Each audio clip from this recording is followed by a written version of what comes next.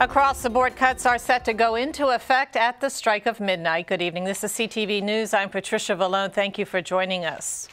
Well, time is running out for Congress to reach a decision that could avert $85 million in across-the-board spending cuts. This has both residents and officials concerned about their potential impact. CTV's Makia Turner tells us how air travel and the economy could be affected. For some travelers at BWI Airport, service is said to be quick and smooth. Well, I'm part of a documentary crew, and we've just checked in 22 pieces of film equipment very efficiently. This is Mark Craig's fourth trip to America from London, England. He and two partners in the film industry are here on business, so getting where they need to go on time is crucial. Time is money, the old game, and so we need to get where we need to get fast and set up and on with the next thing. Craig is one of many travelers who would feel the impact of sequestration, which means that $85 million of automatic across-the-board cuts would take effect. It would impact my travel plan significantly because for me, I would then be looking at trains, and that's crazy for where I'm going. If the sequester does go into effect, the Federal Aviation Administration will have to reduce expenditures by $600 million, and that's something officials say will have a big impact on this airport. This airport functions as a system of interlocking parts. Airlines, air traffic control, security, agencies, companies, management, all focused on moving people and goods efficiently through BWI Marshall. If one becomes weak or slows, that has a rippling effect throughout the system. Maryland aviation officials joined congressional leaders at BWI today to discuss how air travelers and federal employees who work at the airport would be affected. Furloughs would be the first step. The Maryland Board of Revenue estimates estimate that we're going to lose 12,600 jobs in Maryland. Those furloughs will start almost immediately. Notices will be going out in the next few days. It will have a major impact on families in our community, but also on air service. Lines will get much longer. Towers will be closed. It's one thing to cut budgets as if you're chopping down trees. It's another thing to cut spending when you're doing it like a heart surgeon during the most delicate operation.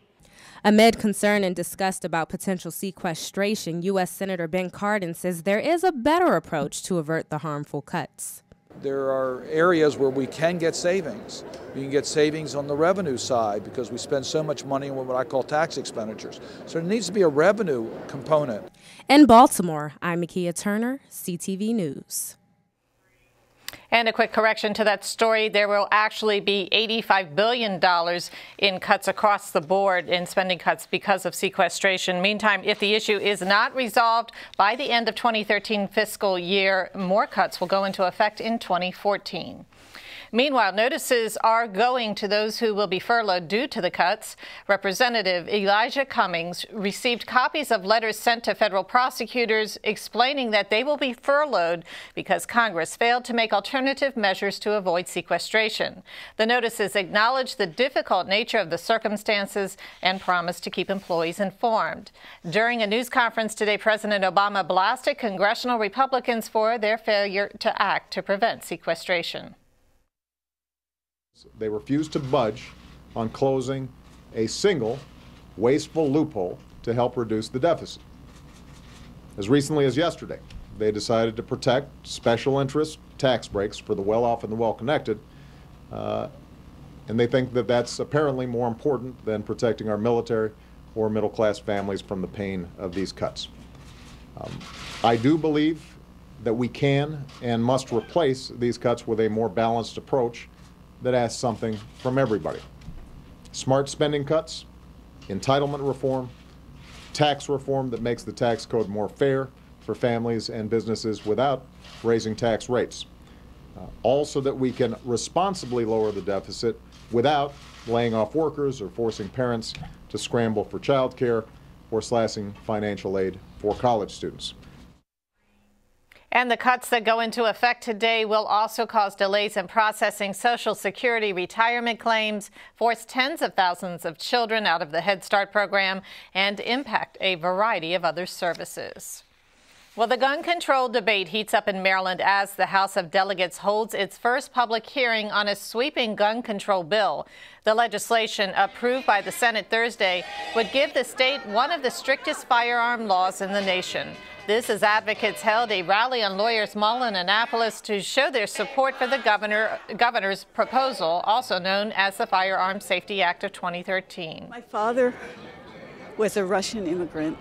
And you know, when he came over here, his brother who had brought him, his older brother who had brought him over, said, I saved him from pogroms, I saved him from the Bolsheviks to be shot down in the nation's capital. The proposals that you have come to rally around today, to rally in a spirit of unity and common ground and a spirit of love, are proposals that can save lives. They are proposals that would ban from our neighborhoods military assault weapons that are designed only for the battlefield. Right now in this bill, if you voluntarily go into a mental health center, so if a woman has anorexia or if it's a battered woman, she goes in for 30 days, she's prohibited from having a firearm to protect herself when she gets out. How does that in any way fix the mental health problem of people who have serious mental health problems getting their hands on firearms? What he needs to do is put money into getting rid of the stigma attached to seeking mental health services, not create a bigger impediment to people going out to seek those services. Delegate Schmiegel says today's hearing could go all night. If the committee approves the legislation, it will then move to the House floor for debate by the full chamber. Well, 2 Maryland state troopers are recovering from injuries after their patrol car was struck by an alleged drunk driver. The incident happened just after midnight while troopers Manuel Moreno and John Cabrera were investigating a crash in the northbound lanes of I-95 near Sandy Springs Road in Laurel. 48-year-old Arsinia Macklin of Laurel was taken into custody and later charged with driving under the influence. Both troopers were transported to Prince George's Hospital and are being treated for non-life-threatening injuries. This is the second time Trooper Moreno was struck by a car while working. In November, he was treated for minor injuries after being struck by a suspect during a police chase. Well, 1 in 6 Marylanders did not have enough money to buy food in 2012. That's according to a report released by the Food Research and Action Center. The director of the organization says the numbers are unacceptable, pointing out that the nation must make the safety net stronger. The report looked at every state and region and 100 of the country's largest metro areas, including the Baltimore-Towson area. And you are watching CTV News. I'm Patricia Vallone.